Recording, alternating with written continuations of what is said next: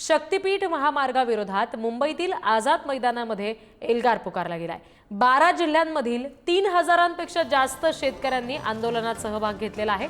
मुख्यमंत्र्यांनी या सगळ्या संदर्भात आता मागण्यांकडे लक्ष द्यावं अशी विनंती हे शेतकरी करतायत। शक्तीपीठ महामार्ग रद्द करण्याची घोषणा करण्याची मागणी या आंदोलनकर्त्या शेतकऱ्यांकडून मुख्यमंत्र्यांकडे केली जाते। शक्तीपीठ महामार्ग आम्ही होऊ देणार नाही। तुम्ही आम्हाला काय देणार आहे याच्याशी आम्हाला मतलब नाही आहे। आम्ही फक्त शक्तीपीठ महामार्ग हा रद्दच करायचा आहे। आम्हाला ते तुमचं झोंबडा आमच्या गळ्यात घालू नका। ते कोणाला काय द्यायचं आहे ते कुठं तरी देऊन द्या। आम्हाला शक्तीपीठ महामार्ग नको आहे। आणि आज त्या रस्त्याची गरज आहे का? सध्या तुम्ही मिरज पंढरपूर हायवे घेतला। या मिरज पंढरपूर हायवे आता तयार आहे। त्या पर्यायी मार्ग पूर्णपणे नागपूर पर्यंत जातोय आणि त्या आत्ताच्या घटकेला त्या रस्त्यावरून कितपत वाहतूक असते हे आम्ही स्वतः डोळ्यानं बघतोय। अजिबात वाहतूक नाहीये जातोय। अद्यापपर्यंत कुठेही भूसंपादन झालेलं नाही आणि हे होणार सुद्धा नाही। कारण या महामार्गाची कुठल्याही परिस्थितीमध्ये गरज नसताना हा महामार्ग लादला जातोय। विकासाच्या नावाखाली तुम्ही काहीही करत असाल तर जनता हे सहन करणार नाही। विकास म्हणजे काय?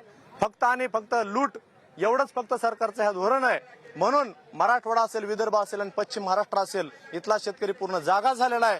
नागरिक म्हणून या महामार्गाला, शेतकरी म्हणून आम्ही 7-12 वाले शेतकरी, आम्ही बोगस शेतकरी नाही, आम्ही 7-12 वाले शेतकरी आज इथं आझाद मैदानावरती जमा झालेले आहेत। आणि कृती समिती असेल, शेतकरी असेल आणि ज्या ज्या संघटनांनी, समाजातल्या सर्व घटकांनी या आंदोलनाला पाठिंबा दिलेला आहे, तर हे आंदोलन खूप मोठं होणार आहे। सरकारनं पुढे जाण्याच्या अगोदर आजच एक पाऊल मागे यावं आणि हा महामार्ग, हा प्रकल्प आजच्या आज रद्द करावा। या अधिवेशनामध्ये आम्ही मागे येतोय अशी घोषणा करावी आणि हा महामार्ग रद्द करावा। कारण याची कुठल्याही प्रकारची गरज नाही। मराठवाडा असेल, विदर्भ असेल, तुम्ही आम्हाला पाणी द्या। ही रक्कम पूर्ण तुम्ही पाण्याच्या कामावरती वळती करा। आम्ही त्या निर्णयाचं आम्ही स्वागत करू आणि सरकारला डोक्यावर घेऊन नाचू। अशा प्रकारचे जे काही प्रकल्प आहेत, हे प्रकल्प तुम्ही न राबवता कायमस्वरूपी रद्द केले पाहिजेत। शेतकऱ्याला भूमिहीन करणारा हा प्रकल्प कुठल्याही परिस्थितीमध्ये होऊ दिला जाणार नाही। मराठवाड्यातले असेल, विदर्भातले असेल, जी बागायती जमीन आहे, ती बागायती जमीन ह्या महामार्गाखाली, ह्या प्रकल्पाखाली घालण्याचा घाट या प्रायव्हेट कंपन्यांच्या माध्यमातून केला जातोय आणि सरकार त्यांच्या म्हणण्यानुसार हे काम करतंय। कंत्राटदारांसाठी हा आणलेला महामार्ग हा पूर्ण हाणून पाडल्याशिवाय आम्ही शेतकरी शांत बसणार नाहीत।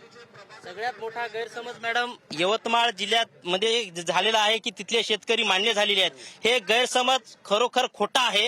हा गैरसमज कोणीही डोक्यात घेऊ नये। कोण्याही शेतकऱ्याची या ठिकाणी हे मान्य नाहीत की आमची जी शेती आहे या शक्तीपीठासाठी जाणार आहे म्हणून।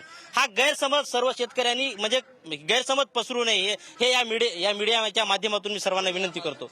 हा